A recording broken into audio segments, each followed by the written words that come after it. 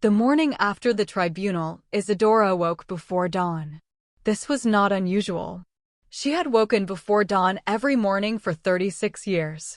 What was unusual was that she lay still for a moment before getting up.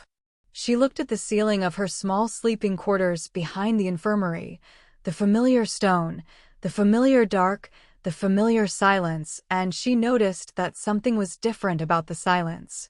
It was lighter than it used to be. She had not noticed, until this morning, how heavy the previous silence had been. The way you do not notice the weight of something you have been carrying until the moment you set it down. 3 years of knowing. 3 years of waiting. 3 years of waking before dawn with a murder in her chest, and going to work as though the day were ordinary. The day was ordinary now. Just an ordinary day. The first one in a long time. She got up. She washed her hands. She went to work. The pack moved through the aftermath of Blackthorn's removal the way packs move through all large revelations in stages, with a particular mixture of relief and residual unease that follows the discovery that the world you believed you were living in was not entirely the world you were actually living in. People came to the infirmary in the days that followed with injuries that were not really injuries. She recognized this. It was something she had observed across 36 years of practice, that people seek out healers when they are unsettled, even when nothing is physically wrong, because a healer's room is a room where difficult things are acknowledged without judgment. She treated the not really injuries with the same care she gave to the real ones. She listened. She did not offer opinions on matters outside her professional scope. She made tea when tea was required. Callum came every morning. He did not say much. He set her tea on the table and sat in the chair across from her and was present in the uncomplicated way that was his particular gift. On the third morning he said, without looking up from the supply inventory, he was helping her update, "The pack is talking about you, you know." "The pack has always talked about me," she said. "Not like this." He looked up.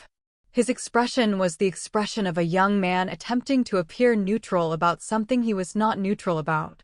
He was not succeeding. "This is different." She did not ask him to elaborate.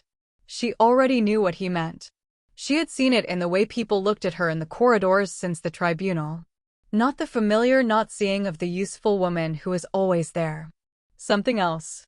The particular quality of attention that arrives when people realize they have been looking at something for a long time without actually seeing it.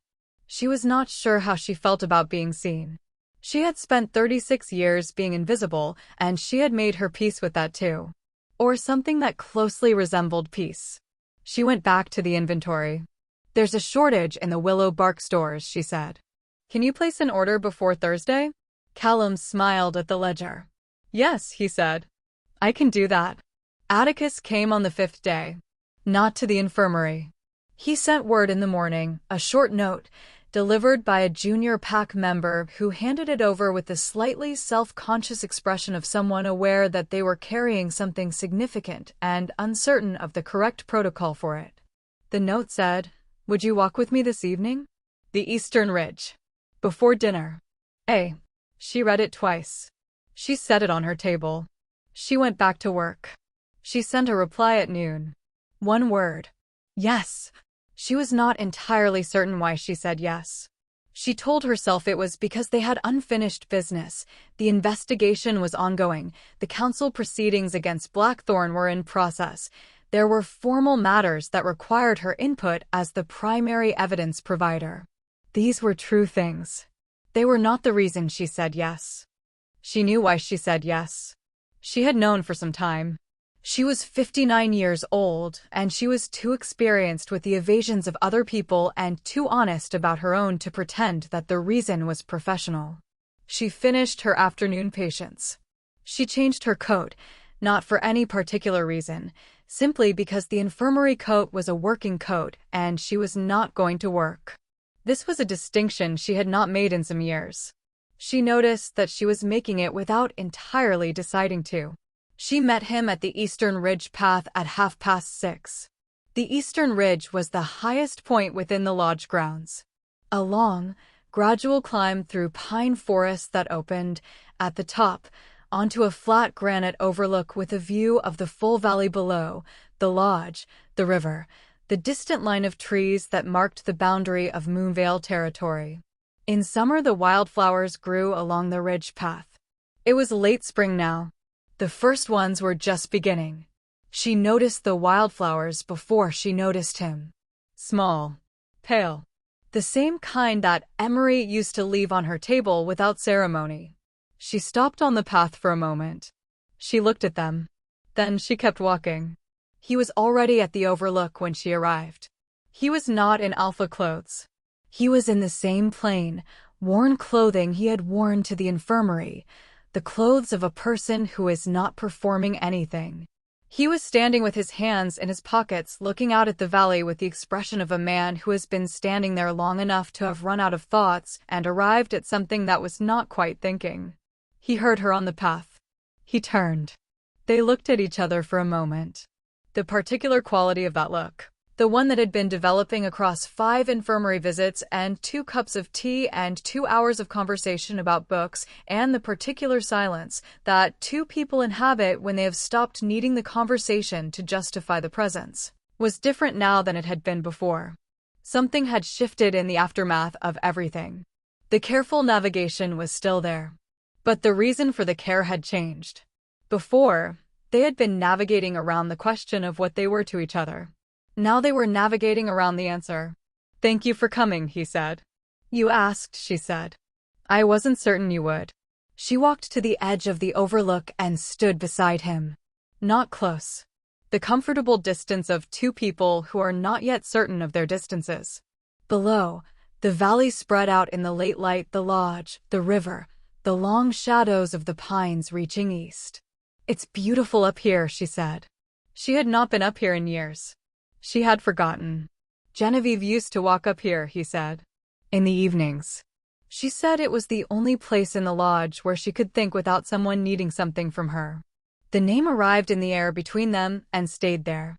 This was the first time either of them had said it in the other's presence outside of the tribunal. Outside of documentation and evidence and the formal record of what had been done to her and why. Isadora did not look away from the valley. She was a thoughtful woman, she said. She noticed things. The supply records. She noticed them 3 days before. She stopped. She was very much like you in that way. He was quiet for a moment. "I didn't know that about her," he said. "The supply records. I knew she managed the household affairs, but I didn't know she was watching. The way you watch. Most people don't show you all of what they are," Isadora said. "They show you what they think you need." He turned and looked at her then. She felt the look on the side of her face before she turned to meet it. "What do you show me?" he asked. The question was direct. It was the directness of a man who had decided that the time for careful navigation around the thing they were not saying was over. She had noticed him deciding this over the past several minutes, the particular quality of attention that precedes honesty in people who have been performing for a long time. She looked at him. "Exactly what I am," she said. "I don't have another version." Something moved in his face. Not quite a smile. The precursor to a smile, the moment before warmth arrives when you can see it coming. "No," he said. "You don't." He looked back at the valley. "That was the first thing I noticed. In the infirmary, the first night. That you were exactly the same from the beginning to the end of the room. There was no adjustment. No arrangement." He paused. "I had forgotten that was possible." She stood beside him in the evening light, and she thought about what he had just said, and she thought about the 30 years she had spent in a room by herself before dawn, because it was the only hour that moved at her pace. And she thought about the particular weight of being the person who was always there and never quite present in the way that mattered. "I had forgotten too," she said, "that it was possible to be in a room with someone and not be waiting for them to leave." The valley below was very still. A bird called somewhere in the pines. The light was going amber at the edges. He did not say anything for a long time. She appreciated this about him. He understood that some things required the full space around them rather than an immediate response. "I would like to come to the infirmary again," he said eventually. "Not for a headache." "I know," she said. I would like to, he stopped. Tried again. I am not practiced at this. I want you to know that. I was with Genevieve for 20 years and I don't know how to.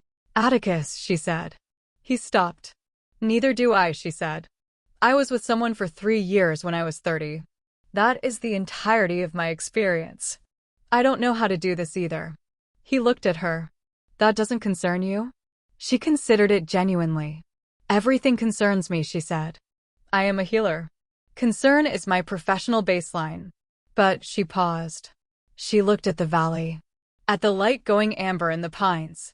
At the small pale flowers along the ridge path that she had not noticed growing here before. But I am 59 years old, she said. And I have been careful for a very long time. And I am tired of being careful about this particular thing. The silence after that was the softest silence she had stood in since she was 31 years old. Will you walk with me again? He asked. Not this week. I don't want to rush this. I want to do it correctly. She turned and looked at him directly. Next week, she said. Next week, he agreed. They stood on the ridge until the light was nearly gone. Then they walked back down through the pines together without speaking, and the not speaking was the most comfortable silence she had inhabited in 30 years, and she let herself notice that without immediately filing it somewhere manageable. She let it sit. The second walk was on a Tuesday.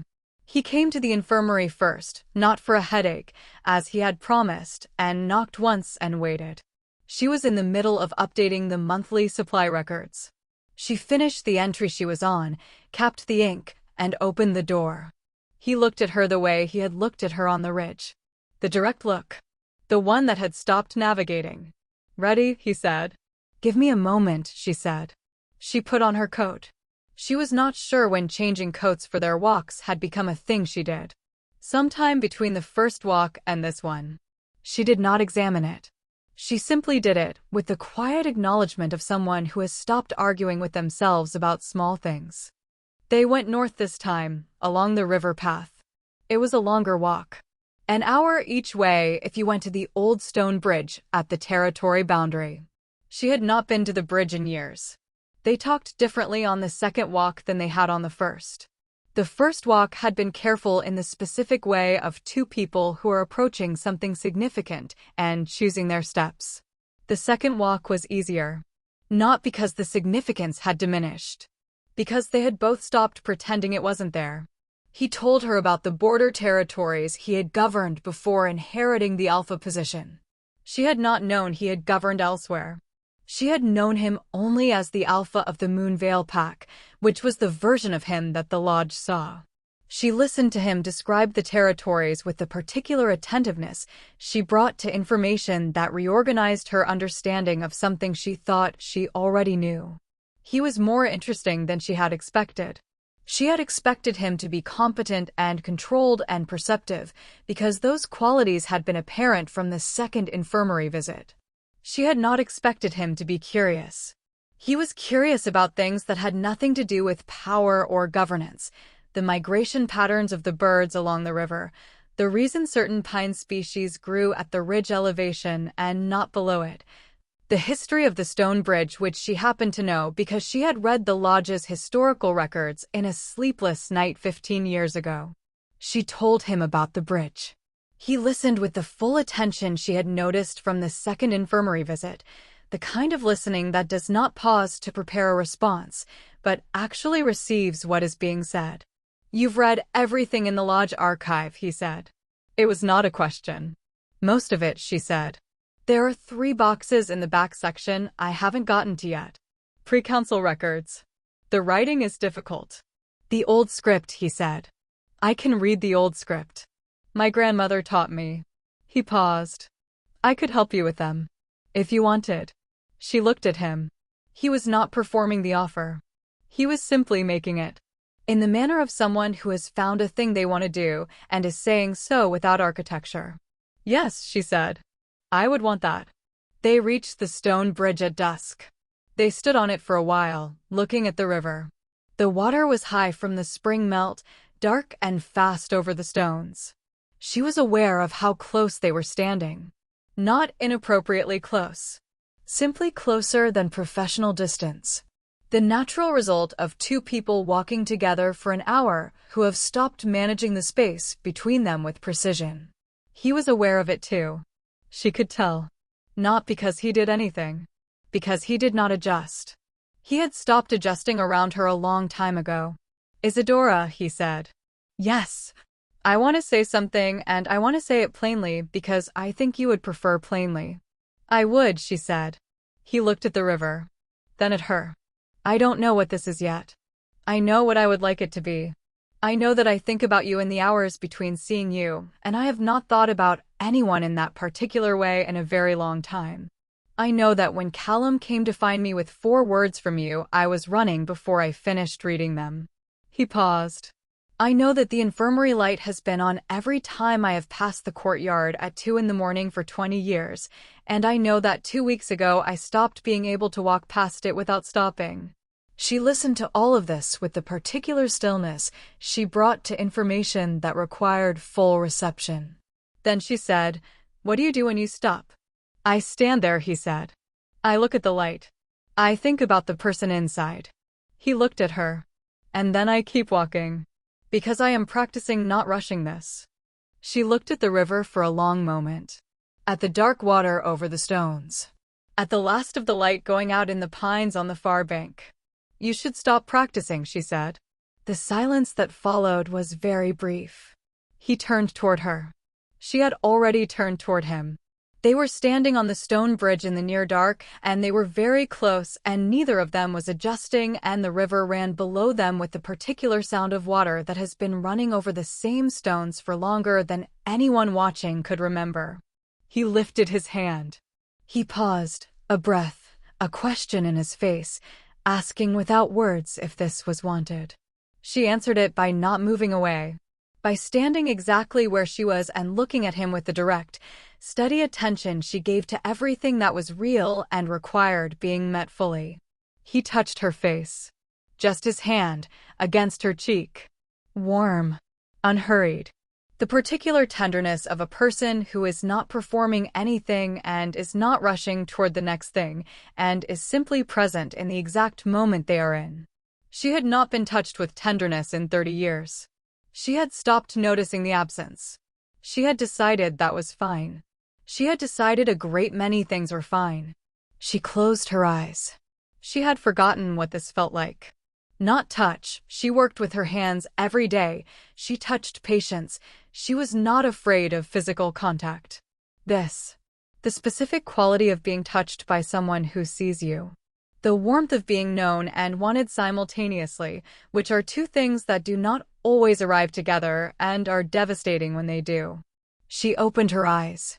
He was looking at her with an expression she recognized because she had spent 36 years reading faces. It was not complicated. It was the simplest expression available to the human face, and it was the one that required the most courage to show. Hello, he said quietly. As though they were meeting for the first time. As though all the weeks before this moment had been the careful work of arriving here. She almost laughed. It came up in her chest and surprised her, a small, real, unguarded sound that she had not made in so long she had almost forgotten it belonged to her. Hello, she said back. They walked back in the dark. She knew the river path well enough to walk it without light. He stayed close beside her, not guiding her, not protective in the way that assumes incapacity, simply present at the same arm's length that felt natural to both of them on the bridge and had not been readjusted since. Their hands found each other somewhere between the bridge and the lodge. Neither of them commented on this. She was aware of it the way she was aware of her own heartbeat, as a constant, present fact that required no examination and simply was. At the infirmary door they stopped. Thursday, he said. Thursday, she agreed. He did not linger at the door the way he had lingered on the first night, that long pause of the man who had something to say and decided against it. He looked at her for a moment with the expression that had replaced all the previous expressions, the one that required no performance and no navigation, and then he walked back across the courtyard toward the lodge. She watched him go. Then she opened her door. She stood in the infirmary for a moment. The lantern was already lit. Callum had taken to lighting it when he left in the evenings now, a small practical kindness that he had not announced and she had not acknowledged. The glass vials in their rows. The dried herbs. The chair by the window worn smooth from 36 years of the same woman. She sat down in the chair. She did not pick up her book. She did not reach for the ledger. She sat in the amber light of the infirmary, and she put one hand to her own cheek, where his hand had been, and she felt the warmth that was still there. She was 59 years old. She had decided at 31 that love was a debt she could not afford to pay twice. She had built her life with precision and care around that decision. She had been useful and present and steady, and she had shown up every morning in the dark without requiring witness or acknowledgement, and she had carried more than anyone knew for longer than anyone would have asked her to carry it. She had been mostly at peace with all of it. She was not at peace anymore. She was something else. Something that did not yet have a name she was comfortable with, and that she was not going to rush toward naming. Something that felt, in the specific way of things that have been folded away for a very long time and are only now being carefully, slowly unfolded, enormous and fragile and real and completely, entirely unreasonable. She sat with it for a long time. She did not file it. She did not put it anywhere manageable. She just let it be there. Outside the courtyard window, the evening was fully dark. The lantern by the eastern gate made its small amber circle in the black, the same lantern that had burned every night for 30 years, the same courtyard she had watched from this same chair through all the seasons of her middle years, the same lodge settling into its nighttime sounds around her. Everything was the same. She was different. The heart, she was beginning to understand, does not care how carefully you have arranged your life around its absence. It does not respect the architecture of a woman who has decided to be fine. It simply waits, with a patience that puts 36 years of methodical record-keeping to shame, for the particular person who opens the right door at the right hour and looks at you like you are exactly who you actually are. And then it opens. Whether you are ready or not. The pack noticed on a Friday. She had known they would notice. She had known from the first walk. She had accepted it with the same composure she brought to all inconvenient realities, and she had moved on. What she had not anticipated was how they would notice. She was crossing the main hall toward the supply corridor when Elder Voss, 74 years old, the most senior member of the Pack Council, a woman who had been present for every significant event in the lodge for 5 decades and who had, to Isadora's knowledge, never in her life issued an unsolicited personal comment, stopped her. Elder Voss looked at her for a long moment. Then she said, with the economy of expression available only to people who have been alive long enough to have finished with everything decorative, "It is about time." Then she walked on. Isadora stood in the main hall and watched her go. Then she continued to the supply corridor. She kept her face exactly as it always was. But in the corridor, out of sight of the main hall, she allowed herself to stand still for a moment with her hand on the wall and her eyes closed, and she felt the thing in her chest that she was not yet naming do something it had not done in a very long time. It expanded. Thursday came. He knocked at 6:30. One knock. He waited. She opened the door, and he was standing there with 2 cups of tea and the particular expression of a man who has decided that the ritual was worth keeping. She looked at the tea. She looked at him. "Come in," she said. They sat across the table from each other. The same table. The same chairs. The same amber light and the same glass vials and the same worn wood that had absorbed 36 years of her particular life. But the room was different now in the way that rooms become different when they have been inhabited by a significant moment, when something real has happened inside them that changes the quality of the air. They talked. Not about the investigation, though it was ongoing. Not about Blackthorn's proceedings, though they were in process. They talked about the archive boxes with the old script. He had brought a translation guide, a small, hand-copied text his grandmother had made for him when he was 12, the paper worn soft from decades of handling. He set it on the table between them. She picked it up carefully.